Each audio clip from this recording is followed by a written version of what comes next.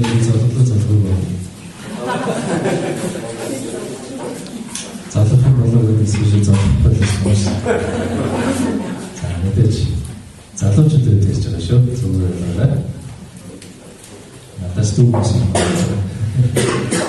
За. Өдөр хамтдаа шүүгч нар 21-25 хүртэл сургаал ус бүрийн 5-7 байж байна. Шүүгч 21-25. Тэр өдрүүдэд Израиль хаан гэж байсан бэ? Хүмүүр өөрийн зөв зүйлээ хийснээр үлдэж байлаа гэсэн. Өдөр хамтдаа сургаал ус дээр очив. Сургаал ус бүрийн 5-7. Бүх зүрхээр эзэнд итэг бүх түшгэл өөрийнхөө ойлголтод түүнийг мэдхэд зам бүхэн байна. Тэрээр зам хагууч шулуутан. Өөрийнхөө нүдэнд бүх мэрэгэн бол эзнээс эмээ ёрын бугаас ирэх гэсэн. Долдугаар эшлэл дээр хатаж. Өөрийнхөө нүдэнд бүх мэрэгэн бол эзнээс эмээ ёрын бугаас ирэх. Тэр хамсаа барьсан.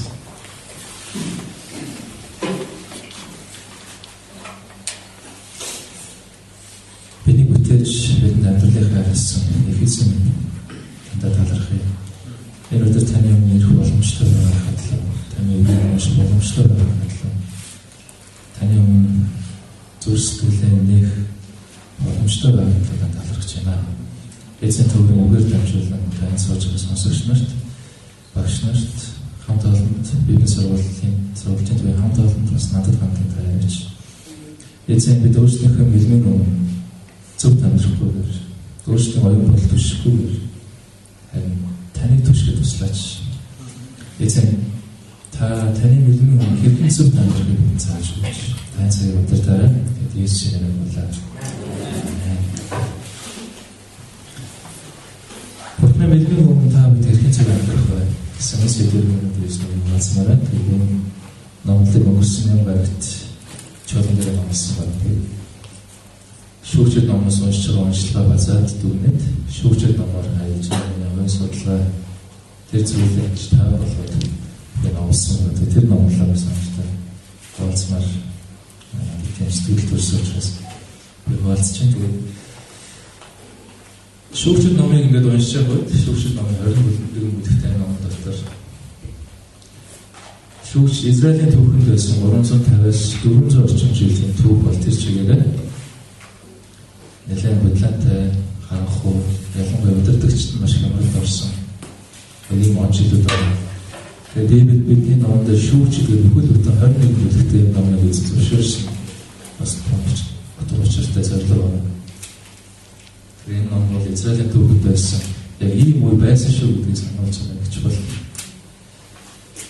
Тэтгэл номдэр сануулдаг тийм үү? Йошуа Мосегийн дараа удирдагч Йошуа Бурханаас тушаалыг аваад Канаан газрыг орж байгаа Канаанд очих хэвээр тэнд дайсны хөөж тулаанд дуусгах хэвээр өгүүлсэн. Харин дэд хууль номдэр та нар 40 жил Египтээс гарах үед гараа 40 жил цөлөөр удирдсан тэр Бурхны цөлийн амьдралыг Бурхан эргэж Израилийн ард түмнээс амруулахдаа та нарыг зүрхийг шалгахын тулд энэ цөлийг зөвшөөрсөн гэсэн. Харин та нар одоо сүү болоод болсон газарт очив. Та нар амжилттай үр нөлөөтэй чинэлэг байдал танай амьдрал дахиад ирэх тийм удирдал ирнэ.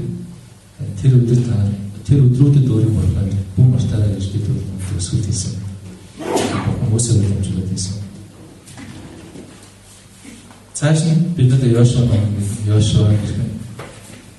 Йошуа номдэр түүний Канадад орж байгаа саадуудыг Йордан хотод хөтлөөд Канаанд орж байгаа. Тэгээд шүүгчд ном хамсад орж ирж байгаа. Тэгээд шүүгчд номдэр гарч байгаа үйл явдал Израилийн түүхэндээ 350-аас 400 жилийн түүхийг харуулж байгаа. Нэлээд урт хугацааны. Энэ үед Бурхан 13 шүүгчнэр босгосон байдаг. Шүүгчнэр. За тэгээд энэ ном төгсөх хамгийн зөвсөлийн бид нар сайн уншсан 25 дугаар эшлэгийг унших үед Тэр өдрүүдэд Израиль хаан гэж байсангүй харин хүн бүр өөр өөрийн зүйтэй гэснээр үйлдэж байлаа гэж хэлсэн. Маш харамсалтай мэдээгээр шүүгчид нь дуусч байгаа. Төгсөж байгаа. Хүн бол өөрийнхөө зөв биш зүйл хийж байлаа гэж хэлсэн.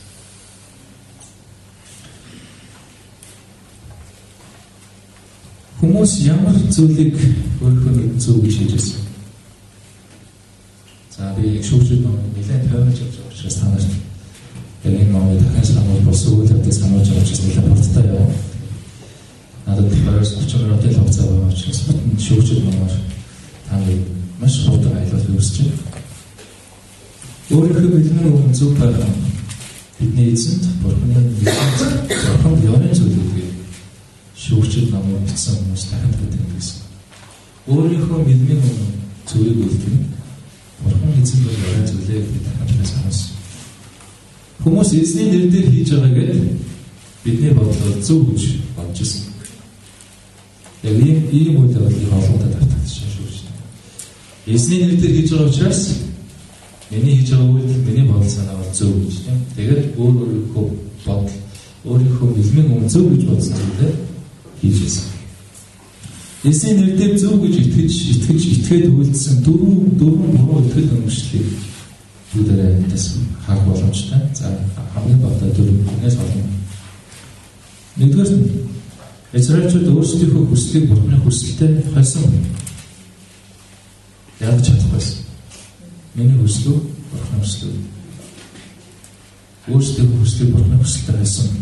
Шүүгчид номын 7-8 дугаар бүлгийг харах бол тэнд тулаанд Гидеон ялалт байгуулсны дараа хүмүүс тэр тулаанд юу хийж байгааг бол Гидеоны төлөө Бурханы төлөө бас Гидеоны төлөө гэж хэлсэн.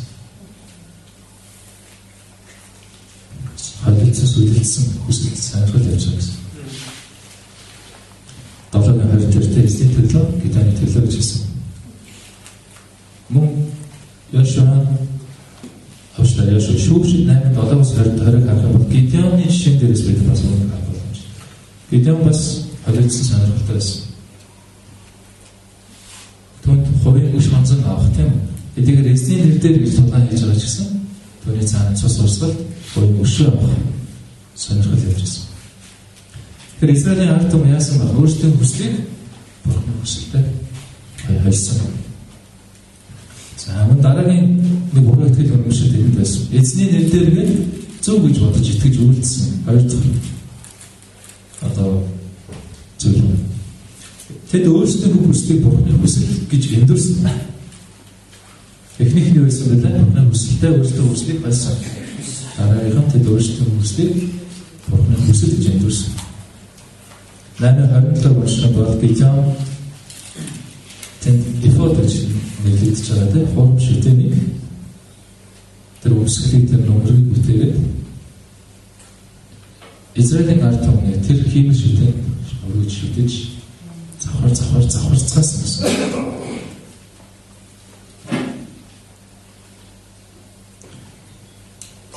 Шүүгчид намайг 17 дугаар бүлгээр бас адилхан үйл явдал авч байгаа.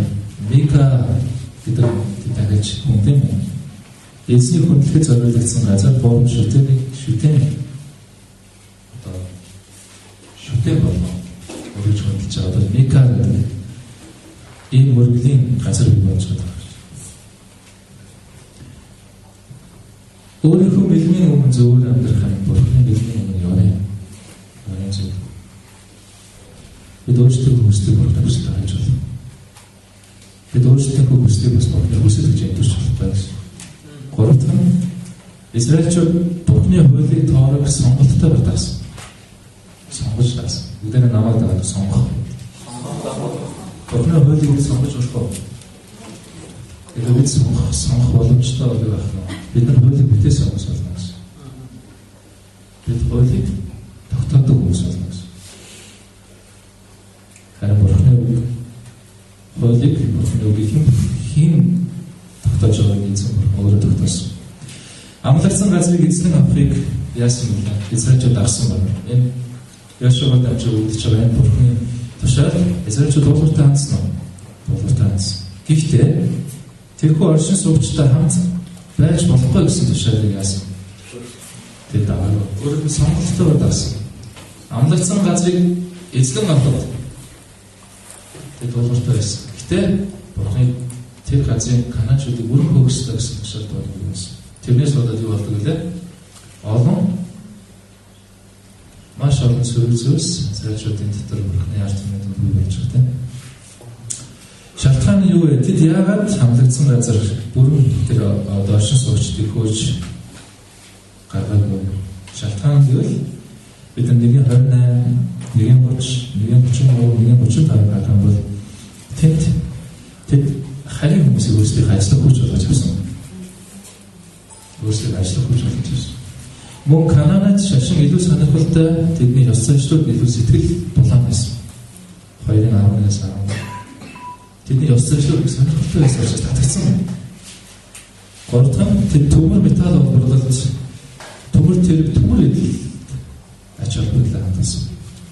Өөрөөр цэрэг зэвсгийн хүчээр айранда яаж анхаарлаа. Өөрөөр нь шашны дэд шүүшид нэг 19 дэх гарч тийм төмөр тэрнийд гарч. Гуравдах нь тэд Бурхны хуулийг сонголттой болгосон. За дөрөвдөх нь Израильчууд яагаад шүүшид манд дээр Бурхны эзний өрн одоо болж өөрч байгаа вэ? Дөрөвдөх нь тэд тоорог Бурхны хуулийг буруу хэрэгжүүлсэн. Эдгээр намайг буруу хэрэгжүүлсэн. Чирэн буюу ариун дайн гэж тийм үү? Тэд эзний нэр дээр тэгээд цус урсгалыг одоо дайн эзний нэр дээр гэж дайн гэсэн. Олон дайныг эзний нэр дээр гэсэн. Европын төвхөнд бидний мэдэндээ сүмийн төвчүүд хэрэгжижсэн. Бидний хэрэг сэтгэлийн төвхөн дотор харанхуй тийм үү 16 17 оны харанхуй дотор олон харанхуй зүйлс болж ирсэн. Тийм яг шүүшид номын хэсэг байсан. Ийм зүйлс шуулган төвхөнд болж ирсэн. Олон шашин удирдагч нар эсийн нэр дээргээд процедурыг хийж ирсэн. Тай тулаан хийж ирсэн. Тэр Бурхны үгийг яаж хуулийг тоороо Израильчууд буруу хэрэгжүүлсэн. Эхлээд тэд залбирсан, Бурхан таансан, дараа нь тэд үгэл үлдсэн. Эхлээд залбираад дараа нь цус урсгасан. Өөрийнхөө Ябеш гэдэг цус урсгасан иргэний дайныг эхлүүлсэн. Тэгэхээр өөрийн нүдний өмнө мэрэгэн амьдрах нь харин эзний мэлний явц зүйлээ гэдгийг дахин шүүгч юм санаа. Тэгвэл та бид эзний мэлний өмнө яаж хэрхэн зүйл амьдрах?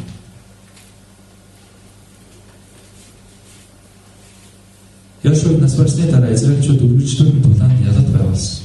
Бүх тулаанд ялсан гэж хэлсэн. Нэгээс 18. Гэхдээ тулаанаа бүр дуусгах гэж хэлсэн. 19-д Канаанчууд тэдэнтэй хамт үлдсэн гэж хэлсэн. Бурхан яагаад зарим Канаанчуудыг тэдэнтэй хамт үлдэж газрыг зөвшөөрсөн?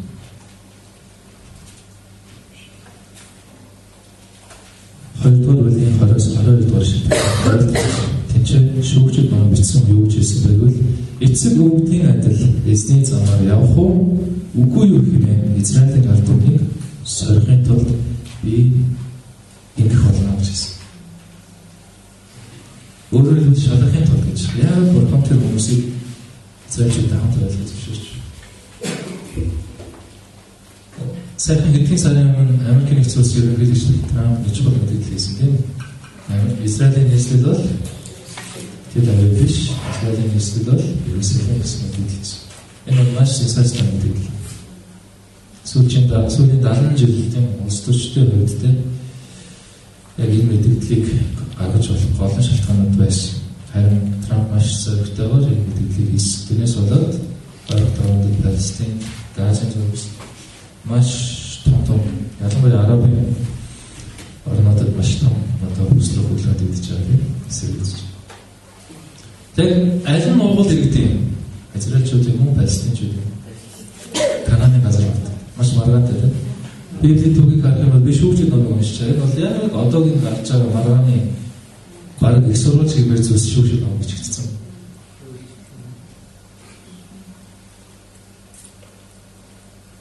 Тэд анхнаасаа л энэ бүсгүүдэд хамтдаа амьдарч ирсэн гэж. Израильчуудын Палестинчууд юм. Тэр нь зөвхөн миний газар нутаг гэж Израильчууд бас хэлхийг маш хэцүү байсан. 1948 оны хүртэл Израильчууд яасан бэ? Түүхэндээ газар нутагтай байгаа гэдэг. Харин 48 онд үтсэн үндэстэн байгууллагын маш тусгай онцгой хэрэгээр энэ бүс нутагт Израильчууд ирсэн. Дэлхийд аялдах Израильчууд энэ бүс нутагт ирсэн. Яагаад Бурхан Ханаанчуудыг энэ нутагт үлдээснийхээ шалтгааныг 2:20-оос 22 эшлэлээр хэлж байгаа. Та нарыг миний замаар явах уу гэж шалгахын тулд сархын тулд гэж хэлсэн. Эзний замыг сонгох уу, өөрийн замыг сонгох уу? Зөвийг сонгох уу, өөрийг сонгох уу? Шалгахын тулд гэж хэлсэн. Эзэн яагаад бидний амьдралд хүн хэцүү хүмүүсийг тавьдгийг та ойлгож байна. Яагаад эзэн бидний иргэн тайван заримдаа бидний хүссэн хүмүүс биш өөр хүмүүсийг байлгадаг одоо шиг ойлгож байна. Яагаад гэвэл эзэн та бидний шалгах юм. Бидний зүрхийг шалгах юм. Амар дах уу? Өөр замыг сонгох уу гэж. Дуулууртай байдгийг сонгох уу? Эсвэл дуулуургүй байдгийг сонгох уу? Шалгахын тулд гэж байна. Үнэн хэрэгтэй Канаан нутгийн оршин суугчид хүмүүст хэрэгтэй байсан учраас Израильчууд тэднийг зайлж чадаагүй биш. Харин тэд Бурхан дуулуургүй байсан учраас тэд дайснаа зайлж чадаагүй. Израильчууд өөрсдөө шүүгчд номдоо шалтгаан тавьж байгаа тийм үү. Тэд өөрсдөө яагаад дайснаа зайлж чадаагүй тухай хэлэхдээ тэдний төмөр тэрний хүчтэй байсан гэж. Гэхдээ яг үүндээ тийм биш. Яг үүндээ ихэнх үед болж байгаа тулаануудыг хараад дандаа ялалтай болж байгаа. Тулаан болгонд яаш ялалтай байж. Гэхдээ тэд дуусах гарч байна. Яг үүндээ төмөр тэрэгтэй байсан, дайсан төмөр тэрэгтэй байсан учраас биш. Бурханд дуулуургүй байсан учраас. Тэр дуулуургүй байдлаас болоод насан дуулуургүй байдлаас болоод тэд өөрсдөө өндөр хүрсэн, унах зүйлээ үлдсэн юм. Тэгэхээр гмийн үр дагаврын талаар 1-2 дугаар бүлэг дээр хэлж байгаа бол 3-16 дугаар бүлэг дээр шүүгчид номдэр гм нүгэл уналтын тойрог яаж хүрээгээд хэлж, яаж томорч энэ зөвхөн хэсэг удирдагчдаас өгүүлбэртэй Израилийн ард түмэн өөрсдөө яг энэ нүглийн тойрог унж байгаа тухай маш гашуун төвөг соромж байна гэж. Бид өөрөө хэлсэн 350-4 жилийн орчмын яг түүхийг 3-16 дугаар бүлэгт өгүүлж 7 гмийн тойрог гэж гарч. Өөрөлдвөл 7 удаа давтамжтайгаар яг энэ тойрогтой үргэлжлэж байгаа гэсэн. Гэмээр дуулуургүй тэгээд Бурхан шийдвэрийг сахилгаж байгаа. Тэрний дараа Израильчууд гарч тусламжгүй жаргалж хашгирч байгаа. Тэд маш их өвдөлттэй байгаа. Өрөвдөд дахиад шүүгч босгодог. Тэгээд дайсаас чөлөөлдөг зөөлдөг. Эргээд эсрэг хугацаанд амар тайван тэгээд дараа дахиад гэмнүүлийн тойрог. Ийм маягаар 7 тойрог явж. Нүглийн тойрог ихтэй бүрт хэлэгдэж байгаа нэг үг байгаа. 8 удаа давтагдсан. Израилийн хөвгүүд эзний мэлмийн өмнө муу үйлсэн тул гэж хэлж. Миний хөвгүүд эзний мэлмийн өмнө, Израилийн хөвгүүд тийм үү? Эзний мэлмийн өмнө муу үйлсэн тул гэж. Яг энэ үг 8 удаа давтагдаж. Тэгэхээр энэ давтамжууд бол би маш хичээлийг сурч зааж байгаа юм. Тэд буруу хийдэг. Тэгээд эзнийг орхиж байгаа. Харин Канаанчуудын бурхад руу тэд ирдэг. Харин эзний уур хэлбэрийн дээр шийтгэл болж. 2-ын жишээл 18 дугаар ишлээс жишээ болоод харахад тэднийг явуулахад эзэн тэднийг өрөвдөв. Тэгээд тэдний төлөө шүүгчдийг босгож тэднийг чөлөөлж байгаа. Тэгээд бид 13 шүүгчдийн нэрнтэй 13 шүүгчд яг өөрсдийн амьдарч ирсэн цагт Израилийг шүүж, удирдах, давуулж. Шүүгчдийн үүрэг бол дарлагдагчдаас нь чөлөөлөх өөр. Шүүгчд магадгүй 2 үүрэгтэй байсан юм шиг. Эхнийх нь заах үүрэгтэй. Хэрхэн Бурханыг дуулууртай давах зөвийг үлдэхийг заах үүрэг хариуцлага шүүгчнэрт байсан.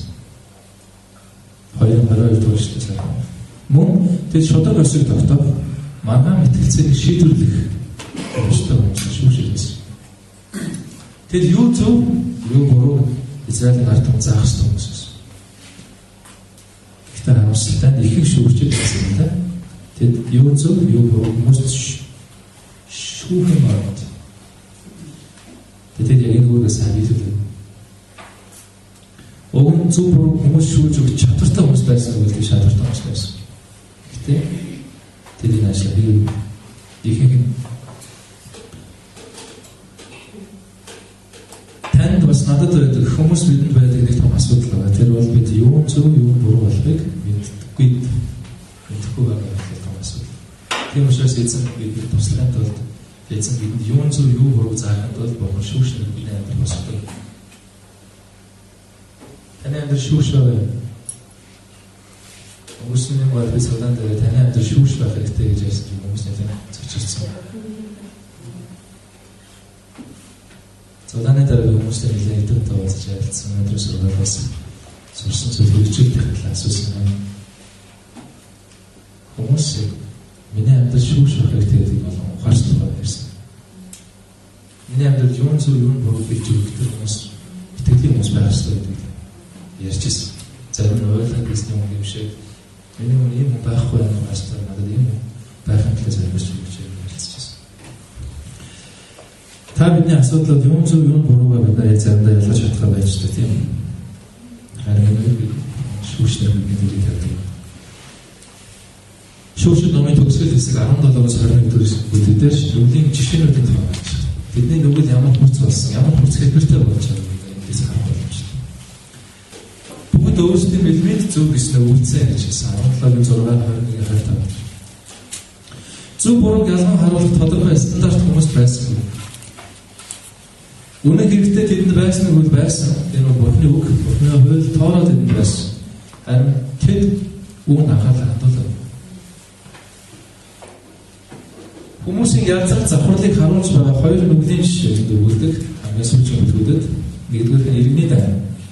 Ахтусын эсрэг иргэний даныг маш амжилттай үүсгэж. Канаанчуудыг хөөж гаргахдаа төдийлөн амжилттай байгаа энэ бүлэг хүмүүс. Харин Бенжамин мовыг нүглийнхээ төлөө шийдэхдээ дэндүү амжилттай байсан. Өөрсдөө ахтуй шүүхтэй энэ хүмүүс маш гарууд сайн байсан. Тэд юу гэж итгэсэн байвал 20-13 уншсан. Бид Израилаас буцрыг зайлуулж байгаа гэж итгэсэн. Бид Израилаас буцрыг зайлуулж байгаа гэж итгээд яаж юм? Тэд Бурхныг боо хэрэгжүүлсэн. Тийм. Бид Бенжамин мовыг шүүсэн. Маш хэцүү үйл гаргасан. Бенжамин мов олон эмэгтэйч байдаг тийм. Хүүхдүүдээс. Хүүхдүүдийг энгийн авах хэрэгтэй хүүхдүүдээс. Тэдний жинхэнэ дайсан хэн байсныг тэд мэдж байсан. Тэд зөвийг буруугаас үнэхээр ялгаж мэдж байсан. Харамсалтай үгүй. Тэд жинхэнэ тулааныг харсан. Өөрсдийн нүдний өмнө зүг байсан ч гэсэн тэд эсний нүдний өмнө буцруу байсан. Израильчууд бусдын аль хэдийн бий болгосон стандартаар өөрсдийнхөө зөв байдлыг хэмжих гэж оролцсон. Бурхны үгээр биш, бусдын үгээр тэр жишгээр бишгийн дагуу амьдарч үзсэн.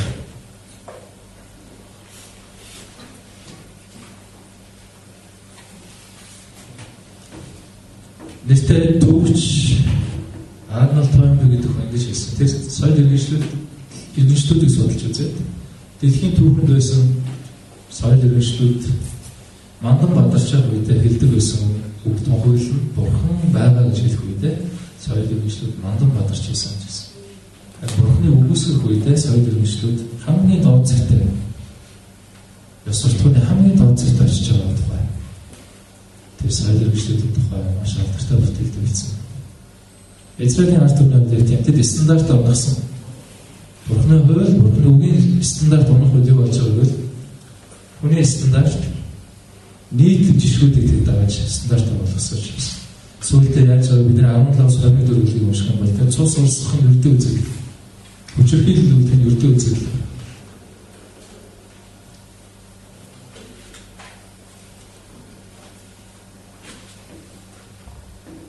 Ижил хүйсэнтэй явуулах нь ердөө үзэл болж.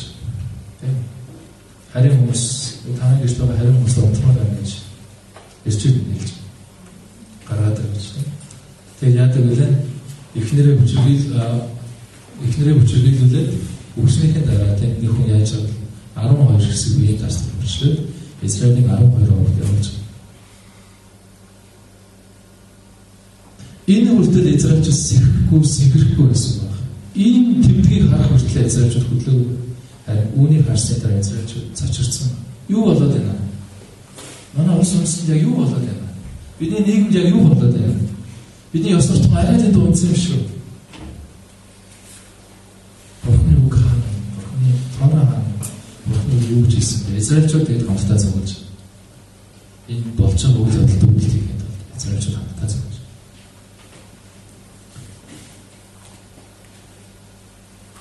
Тэгээд би өнөөдөр та бүхэнтэй шүүгчд номоос орсон сургамжаас аваалцж байгаа. Тэгэхээр шүүгчд ном бидэнд цорын ганц жанжин шугам байгаа тэр Бурхны үг гэдэг юм хэлж байгаа.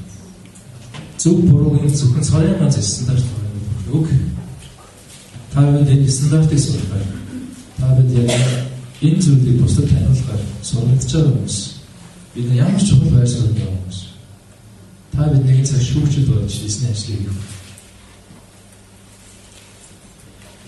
Цорын ганц жанжин шугам Бурхны үг бол харин туслах шугам, туслах чиг шугам юу болж байгаа вэ? Шүүгчд болж байгаа гэсэн. Дээд хууль намын 14-өөс 20 унших бол та Бурхны хуулийг өдөр бүр сахиараа яснаас энергийг тавсах болно гэж хэлсэн. Бид шүүгчд номоос юу сурах вэ? Эндээс ямар сургамжийг авах вэ? Дуулууртай байдал бол ерөөлөгийг харж. Харин дуулуургүй байх бол сүрүүлэлийг харж. Бид намайг дагаад үгэнд дуулууртай байвал ерөөл давална. Үл давал сүрэл ирэх бол. Бурхны хүслийг мэдээ гэвэл аль хэдийн бид мэдгдсэн зүйлийг хийх ёстой. Аль хэдийн бид ичдэгснийг хийх ёстой. Бурхны хүслийг бид хийх ёстой. Олон хүмүүс ингэж асуудаг. Пастраа, багшаа Бурхны хүслийг мэдмээр миний амьдрал хандсан. Би энэ мэргэжлийг сонгох уу, энэ ажлыг сонгох уу, энэ мэргэжлийг сонгох уу, би энэ ажлыг сонгох уу, би тийшээ явах уу, энэ мэдэх үү? Бурхны хүслийг мэдмээр байна гэж. Аа би юу гэж хэлэх дуртай гэвэл Бурхан аль хэдийн хүслээ мэдүүлсэн, Бурхны хүслийг хийхдээ гэж хэлдэг. Яг үнэндээ биднэрт байдаг том асуудал нь Бурхны хүслийг бид мэдэхгүй байгаа том асуудал биш. Аль хэдийн мэдгэсэн зүйлийг бид хийхгүй байгаа асуудал. Бид мэддэг зүйлийг хийхгүй байгаа том асуудал. Би нэг төвхийг яриад номлоо дуусгая. 1976 онд Израилээс Франц руу нислэг иргэний нэлээд олон зарчигчтай иргэний нислэг явуулсан. Одоо улс орон нислэг онгоц зөвхөрсөн. Харамсалтай энэ онгоц замдаа явж байгаа үед олон ядагч нар одоо процесс хийсэн.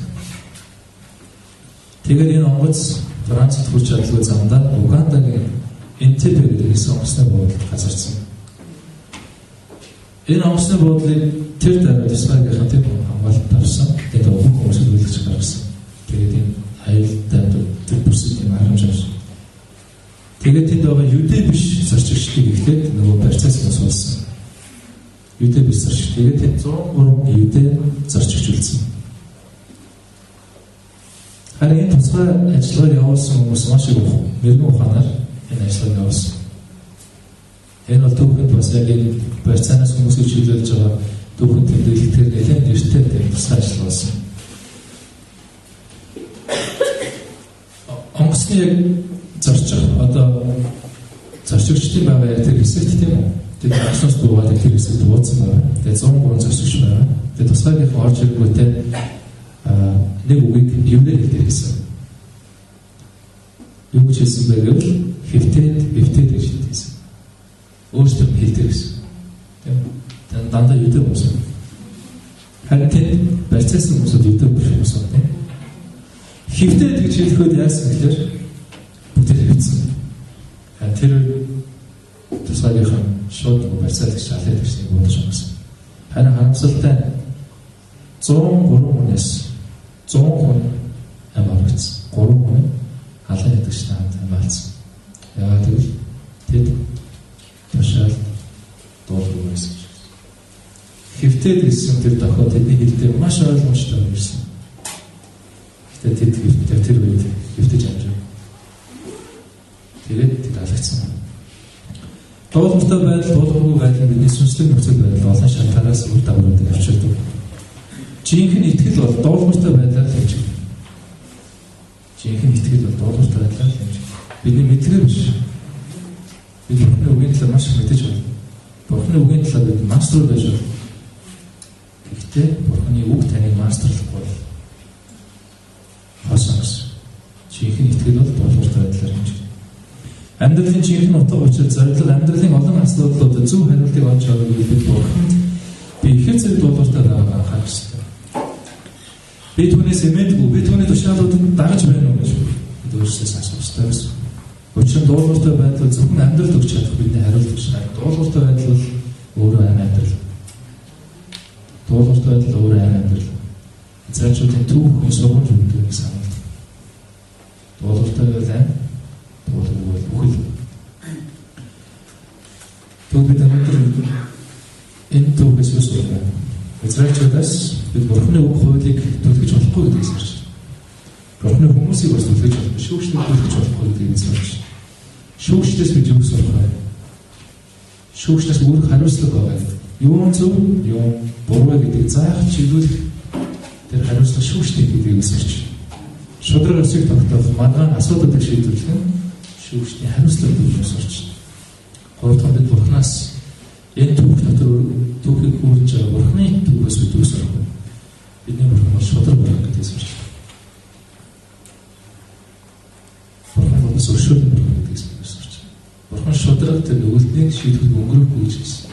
Бас тэр яг адилхан бичээстэй байгаа бас өршөөл өгсөн Бурхан гэдэг. Тэднийг хашгирах үед Бурхан шүүгчдийг өгч байгаа. Хоёр зүйлийн хэрэгжүүлэлтийг би танаас сануулад, өөртөө сануулад тэгээд Бурхны үг нэгдүгээр бид нар Бурхны үгэнд хариуцлагатай байна. Бид нар намайг Бурхны үгэнд хариуцлагатай байна. Яг л энэ зөв бүрийн туйлын стандарт. Хоёр дахь Бурхны хүмүүс хариуцлагатай байна.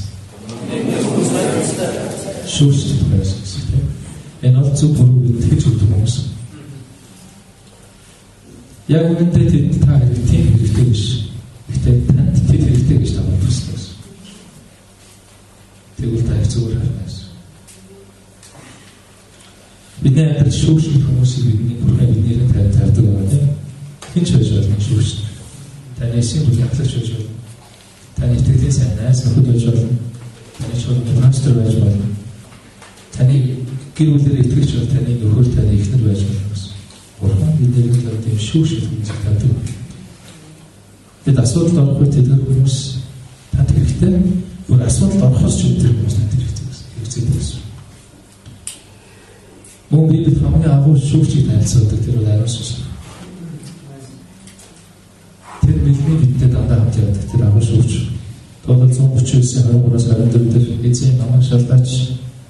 Энэ зүрхийг шалгаач гэж хэлдэг тийм. Энд хүн болго шүүгчтэй хэрэгтэй. Надад ч гэсэн. Хүн болго. Пасторд ч гэсэн шүүгчтэй хэрэгтэй. Өнгөрсөн 7 хоногт маш аваа алдартай авралын царт авч эзэглүү байсан.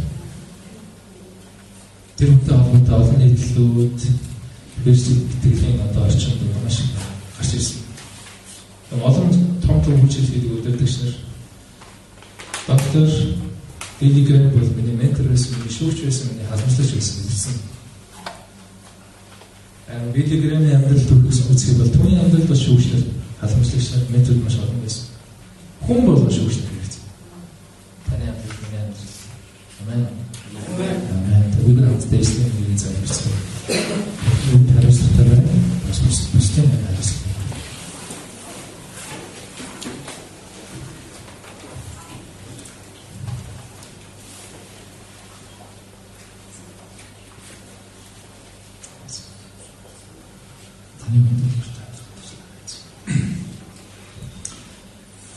Та шүүгчд номончлаар та нэмэлтийг зааж чиглүүлж удирдах та талархай. Бас өнөөдөр бас энэ хуваалцаж сурч байгаа зүйлээс энэ тусдаа хуваалцах боломжийг өгч баярлалаа. Эцэг таны үг бол зөв буруугийн туйлын стандарт байлаа. Эцэг таны үг эцэг шүүгчдэггүй. Бид өнөөдөр таны үгийн өнгөрсөн зүрхийг авчирлаа эзэн.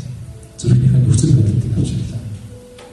Таны үгэнд дуулахтай байхад бидний сураач, зааж.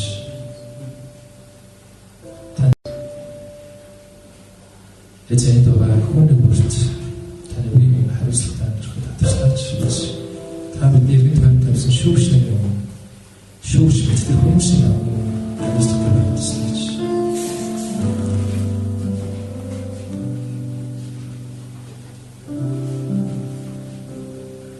Хаштэйсэн нэг цагт таны сургуулиас энэ танхимаас энэ дотор хүмүүсээс таны үгийг бариад яг шүүгчд өмснөд таны үгийг тунхаглах хүмүүсийг хамгаалж өгч яг билигрэм шиг олон билигрэм шиг хүмүүсийг та Монголоос үндэснээс тусгаж өгч Монгол чуулганаас тусгаж өгч Есүс та бүхэн алдартай бид Есүс аврагч хийсэн